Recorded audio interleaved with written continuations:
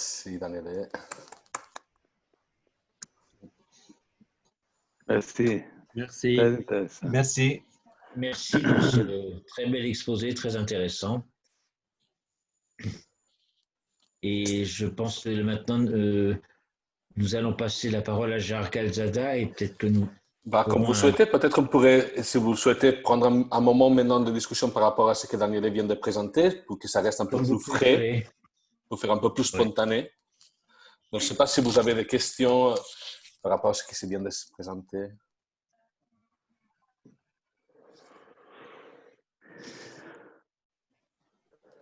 Je voudrais dire une chose, mais c'est difficile en français pour moi. Quand j'ai travaillé à Merano, la région de Merano était près de la région de la Suisse la plus orientale. Et nous avons eu des rendez-vous avec des collègues de la Suisse et ils nous raconté cette chose plus ou moins. Et j'ai dit, mais c'est incroyable, dans toute l'Europe, ce serait impossible de faire ça avec les drogues. Et elle a dit, c'est vrai, parce que nous, Suisses, nous ne sommes pas européens. Et l'Europe est sous la pression du moralisme des États-Unis. Alors, j'ai compris que la vraie raison, parce que les drogues sont considérées tellement illégales, c'est le vrai intérêt de la mafia qu'il y a en Europe, en Italie et quand même dans les États-Unis. Je suis un peu d'accord avec toi. Je pense qu'il y a d'autres raisons. Il y a clairement d'autres raisons. Il y a des raisons moralistiques, définitivement. Il y a des conflits d'intérêts et ce n'est pas que de la mafia. Ceux qui combattent la mafia, ils y vivent aussi.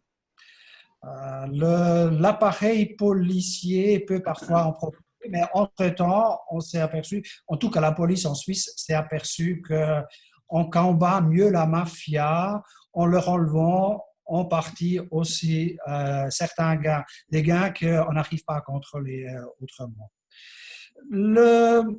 Le cas particulier de la Suisse, je pense que c'est pas, on est aussi conservateur que le reste de la Suisse, parfois même plus. Et c'est pas parce qu'on n'est pas européen qu'on peut faire plus facilement les choses. La raison pour laquelle ceci était possible en Suisse, plusieurs raisons. Un, la perception du problème était assez marquée en Suisse en ce temps-là. Au début des années 90, le problème de drogue était la première préoccupation des Suisses. C'était vraiment la première chose, parce que c'était dans les rues partout et ça faisait pas très suisse. Deuxièmement, c'est le système fédéral suisse. Vous savez, en Suisse, on a 25 cantons et chaque canton est un État à part. Chaque canton a son système de santé, a son système de sécurité et peut jusqu'à un certain point, décider pour son canton, donc pour son espace. Alors, pour la santé et la sécurité, c'est possible.